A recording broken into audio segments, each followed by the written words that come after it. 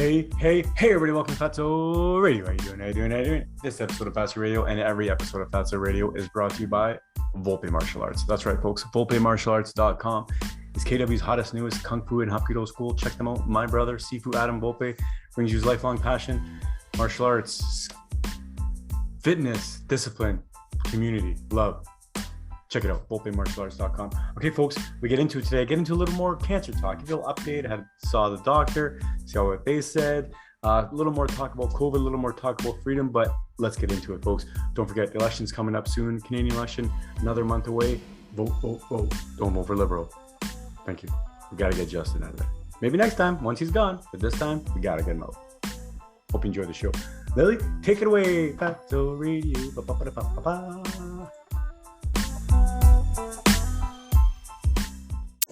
Fatso, the really good podcast show. Fatso, our very first podcast show.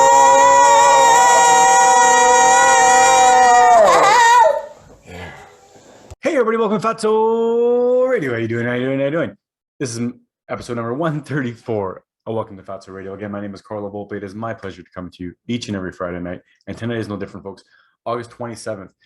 Birthday was last week or a week before. A lot of things going on, the summer, the pool, all kinds of things going on, folks. And I'm excited to come to you and share with you what's going on. So the latest thing is that this Monday, I'm going to give you an update, right? I'm going to give you an update on my cancer journey. So if this is your first time in Fatso Radio, welcome to Fatso Radio. If this is not your first time in Fatso Radio, welcome back.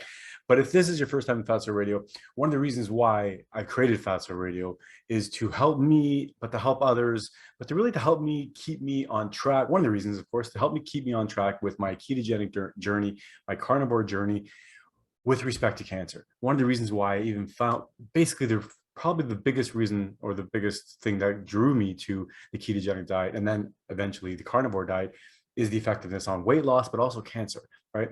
Here's my story. Here's my story in a nutshell, I guess, or a recap rather. But in 2013, I was diagnosed with thyroid cancer, papillary thyroid carcinoma. You see a little scar there somewhere if you look real close. But basically, I had my thyroid removed, diagnosed in January, removed in April of 2013, had radioactive iodine therapy. So basically I just drank a little bit of radioactive iodine, was quarantined for 3 days. I could see nobody, my kids, my wife, my one daughter at the time, actually. Only had one daughter at the time, but I quarantined myself for 3 days and I couldn't see anybody. And I had to like wash all my clothes and make sure I peed somewhere separate. Very, very dangerous to people that are not going through this treatment because radioactive iodine, because the purpose of the radioactive iodine is to attack your thyroid. So iodine is absorbed by the thyroid in your body. And if it was radioactive, I forget the I-171 or whatever it is, I don't know.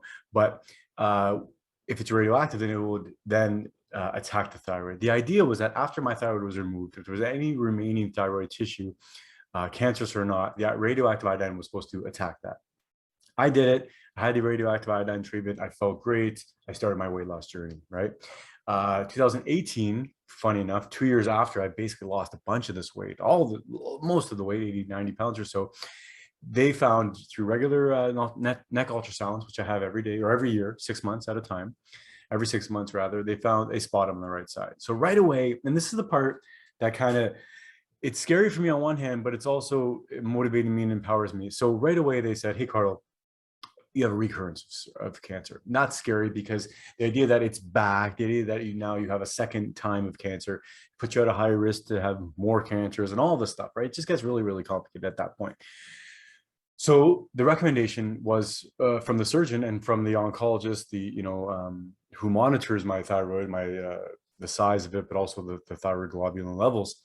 The recommendations from both were to have surgery, a full neck dissection, which basically means you cut open my neck, open up a flap up, scrape up a lot of the lymph nodes, if not all of them, and try and hopefully get the cancerous lymph nodes.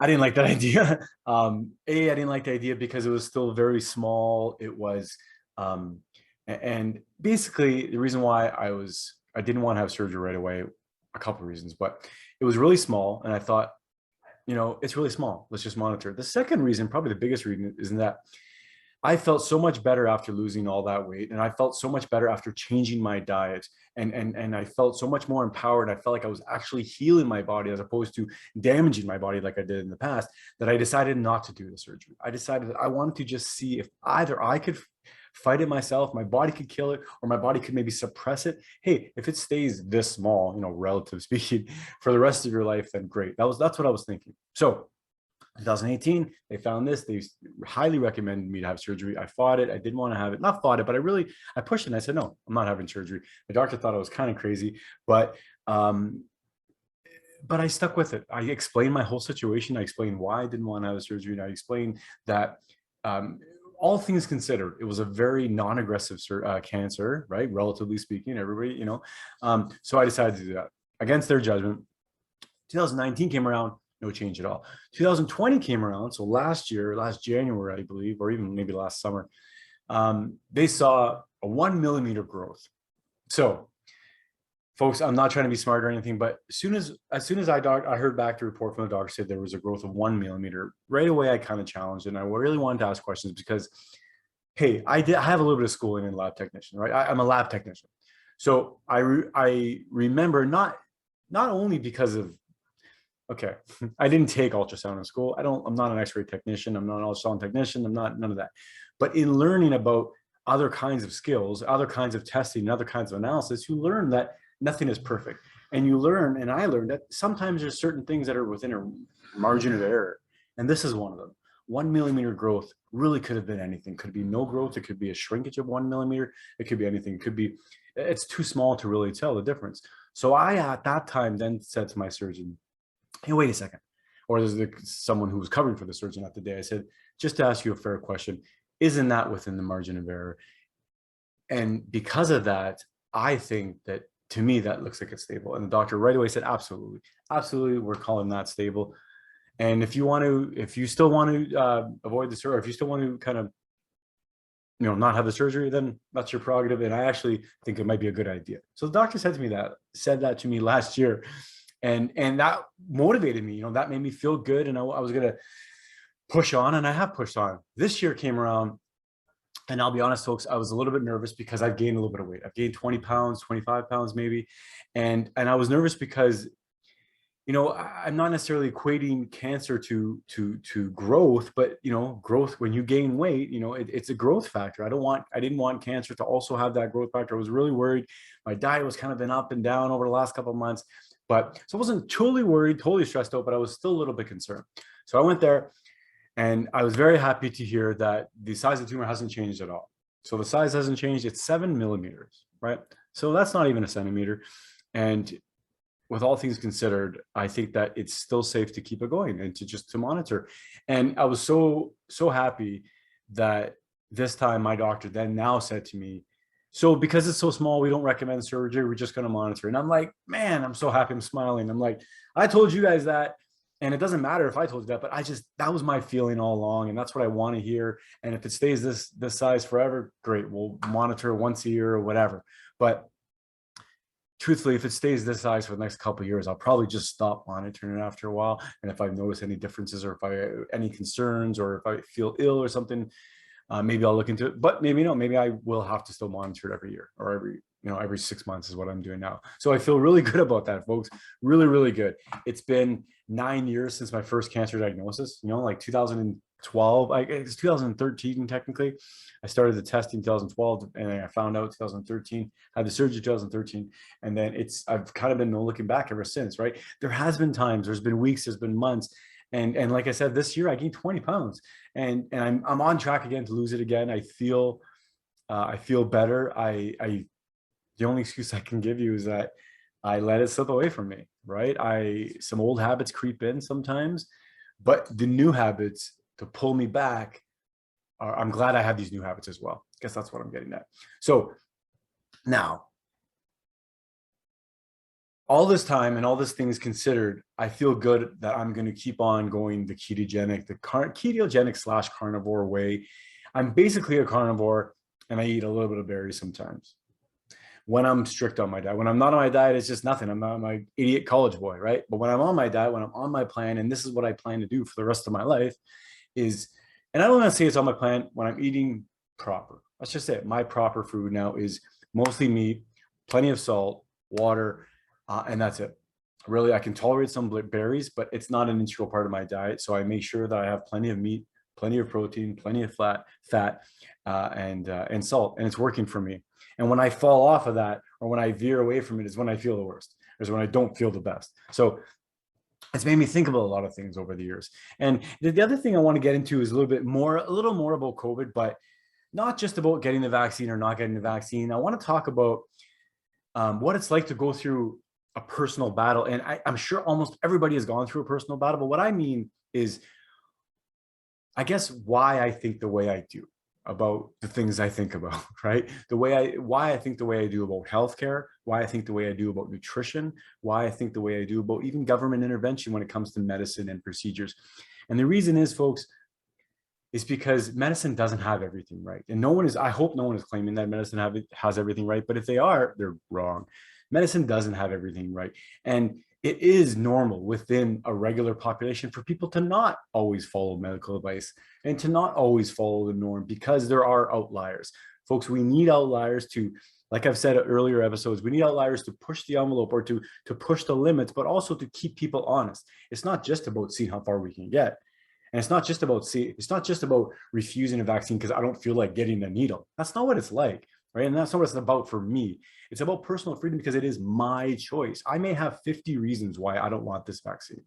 I may have one reason why I want this vaccine. It should be none of anybody's business, certainly not the government's business. You know whose business it should be? My business and the business of my family and the people who love me, because that's who supports me.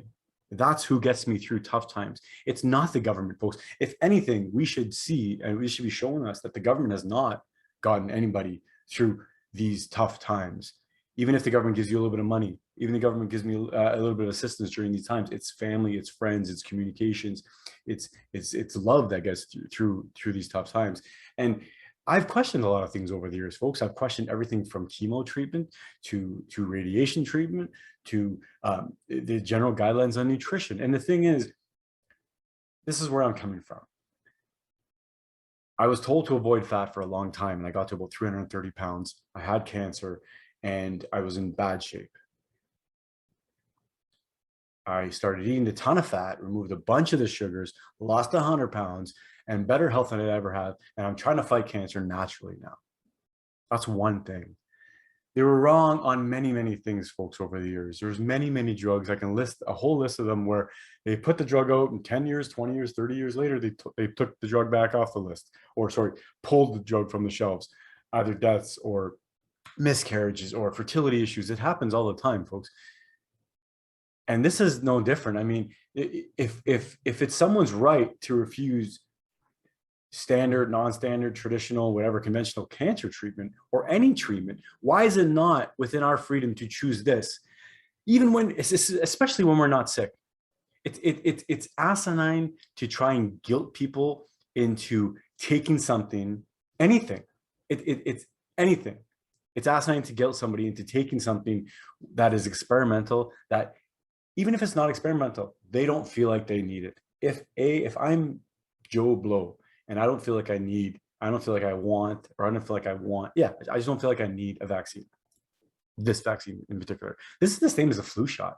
If you don't feel like you need the flu shot every year, don't take the flu shot. If you don't feel like you need this COVID, you shouldn't have to take this COVID shot. The idea that they're forcing something on people, even the idea that they're going to be forcing people or to mandate people, you can't go to work without this, something that is clearly not the silver bullet that they said it was, even if it was the silver bullet, even if a vaccine made it 100% sure that you're not going to get COVID, even then it should not be mandated. It should not be mandated, because there are many, many things you could do to make your life better. Many things you can do to make your health better, to improve your everyday life, every single day life. And let's just talk about it, right? Let's just talk about it. So the idea of guilting someone that isn't taking the vaccine or doesn't want to take the vaccine, the idea of guilting them that maybe we shouldn't support them if they get sick. Maybe if you go to the hospital, you're not going to get treated. Maybe the doctors or nurses should let you die. That is the most evil and sinful thing I could think of, and hurtful thing and unjust thing I can think of. You know why?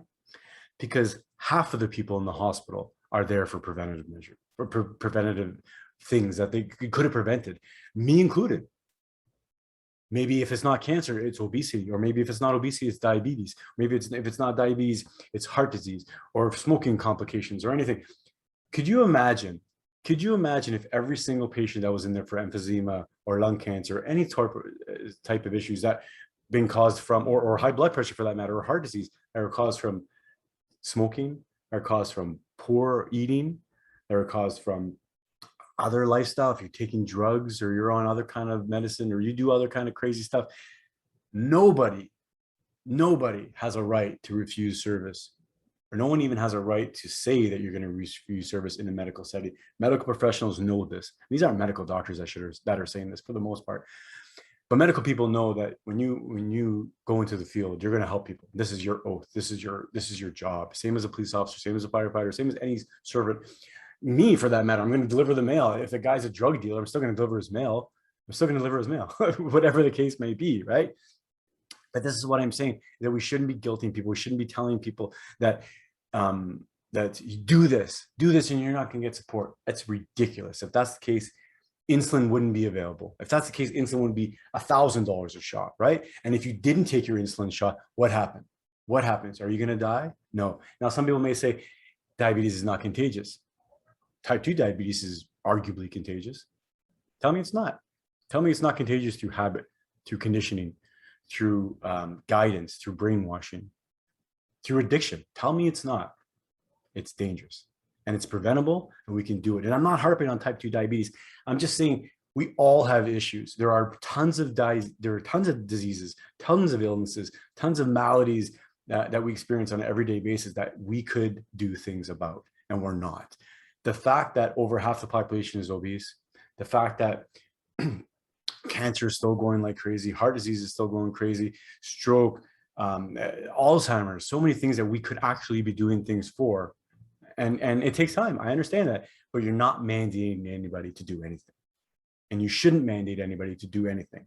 Certainly something that is new, like it not only because it's new, but because it's unfounded. It's not proven. And if you think 1 year is enough science, it's not for me. And the bottom line is, it doesn't matter if it still works perfectly. It doesn't matter if it is the silver bullet. I have to have a choice. People have to have a choice to take that silver bullet or not. This is free will. This is a free society. If you're going to call this a free society, but then tell someone that they can't work somewhere without doing this arbitrary thing now, because it is almost arbitrary. You can still get you can still get sick with the vaccinated. 1 vaccine, still get sick. 2 vaccines, you can still get sick. You can still get sick and pass it on with 2 shots. The same can happen if you're not vaccinated. The same can happen. You may have a lower risk of spreading it, still debatable. You may have a lower incidence, a lower risk of being in the hospital. That's good. And that's good for you if you want to take that chance. You may also have a lower risk of being in a hospital if you don't have 4 or 5 comorbidities rather. So comorbidity, what is that? What else is wrong with me? That's what a comorbidity would be. I don't know why I'm having a hard time saying that. Comorbidity. So cancer is a comorbidity. Having heart disease would be a comorbidity. Obesity, comorbidity. Diabetes, comorbidity. These are things that contribute to death, right? And I just heard a recent study on the Rogan podcast that said about 5% of all COVID deaths are deemed as COVID only. That means that 95% of them had at least, I think they had an average of 2 or 3 comorbidities. That's insane, people. That's telling you, right, that yes, people are dying. No one's denying that people are dying. People are dying. People that are sick are dying. People that are sickest are dying the most. That's always the case. That's always, always, always the case.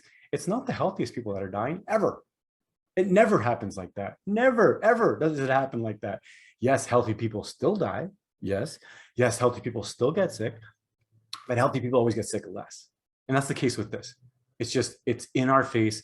It's thrown in our face every single day, every single day, every single day. So much so that even on the campaign trail, the elections, Canadian elections this month going on, even so much so that even on the campaign trail, all I'm hearing from Justin Trudeau is get vaccinated, get vaccinated, get vaccinated. We promise you this, we promise you that. We got to get back to normal.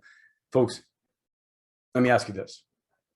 if everybody's vaccinated, I think 80% of the population is vaccinated. If 80% of the population is vaccinated, there's another big percent of the population that probably had natural immunity, herd immunity now. Basically, that constitutes even herd immunity. But if everybody's vaccinated or 80% of people are vaccinated and they're still getting COVID, they're still getting infected, they're still getting sick, we need to focus less on the vaccine and the mandates and more on possibly alternative measures or possibly how to support the system, right? If you have vaccine, if you're vaccinated and you get COVID, what are you going to do? What are you going to do? Shit on the unvaccinated? It's not a disease of the unvaccinated. It's not a spike of the unvaccinated. It really is. It's not an epidemic of the unvaccinated. That couldn't possibly make sense. Everybody was unvaccinated at the beginning, right? And the idea that when we were unvaccinated, it was okay for us to go around with masks on. It was okay for us to do still certain things, right? Unless there was a spike. But now that the vaccines are all out and the numbers are way, way, way, way down, they're now mandating people to have a vaccine before they can go back to regular life. Why? When a year ago, regular life was okay with me, for me, with a mask or with social distancing. But now they're mandating a vaccine, and this is what's wrong. Last year is no different than this year. It's not more dangerous to go unvaccinated this year than last year. It's safer to go unvaccinated this year than last year, right? So if that's the case, last year's measures should be still okay this year. Okay, that's all I'm going to say on COVID, folks. But this is why I feel like I'm going to take care of myself. Folks, the people who are against the vaccine, the people who are not even against the vaccine, the people who, for the most part, think it's your responsibility or your choice to make the decision, a lot of those people take care of their health. A lot of those people are responsible for their own health. Maybe they're not in good health, but at least they know the difference. They need to know, at least they know that they are the product, right, of their actions. Our health, I believe that. My health is a product of my actions. Maybe I didn't cause cancer, but I certainly caused 330 pounds. And did 330 pounds help cancer? No, it could not have helped it. In fact, it probably helped it to get bigger, helped it to grow. I was lucky. I still consider myself, knock on wood, I consider myself lucky every single day. I was never sick from my cancer. Cancer put me to the hospital to get surgery, to get me onto the right track to lose weight. I'm going to write a book one day. I don't know what it's going to be called. It might be Cancer Saved My Life, which might be ironic, but it's changed the way I look at a lot of things. And during COVID, and through this whole time, I've been reminded on how we need to think about common sense. We need to think about how disease works and how general health works, right? And how it's important to stay healthy all the time. And it's so important to find your fitness and find your health and to get it, I guess, and retain it. And I don't know, at this point I'm rambling, but folks, thanks so much for listening. Again, every single Friday night, I just wanted to give you a big touch point, rather touch base. If you were following my cancer journey, if you're still following my cancer journey, keto and carnivore for cancer, I'm doing it. This is what I'm doing. This is why I'm doing it. Also, it helps you helps you look good. It helps you perform. I'm back at Kung Fu again. I felt great. Last week, my first time back in months. I was back again this week again. I'm great. I'm doing well with it. It's rusty, man. It's man, woman, child, whoever listening. It's you have rust. You take the rust off. It's a little bit painful, but it's good. It's good for you. It's good for the soul. And it's great to see everybody back at Kung Fu again. So I love it. So thanks everybody for listening to Fatso Radio. Thanks for watching Fatso Radio. Don't forget to check out our sponsor. Same sponsor is every single week. He'll be my sponsor for the rest of my life. My brother, I love him to death. Sifu Adam Volpe over at Volpe Martial Arts. Check it out, folks. VolpeMartialArts.com. That's KW's Kitchener and Waterloo's hottest, newest Kung Fu and Hapkido school. Folks, a million thank yous. I love you so much. Stay safe. Stay healthy. Stay healthy. Eat good food. Go for walks. Yes, if you're going to take the vaccine, get the vaccine. Good. And if you're not going to get the vaccine, that's okay too. All right? Don't forget to vote. And the vote's coming up. If you're in Canada, vote next month. Please, please, please, please. Not an episode on politics, but I'm going to have an episode on politics. We need to get Justin Trudeau out of here. We need to get Justin Trudeau out of here. And it's okay to make mistakes, folks. I voted for him. I voted for him the first time. It's okay to make mistakes, and it's okay to come up. We have to be truthful with him. He's made some mistakes as well. He needs to come true the same way we did. Folks, full conservative, I hope. Okay. I love you. Fatso Radio. Bod's going to say thanks for everybody for listening, and thank you. Have a great day. Happy Friday. Let's say bye to everybody. And we'll say thanks for listening. Say thanks for listening. Thanks for listening. Bye-bye. Fatso Radio, the really great podcast show.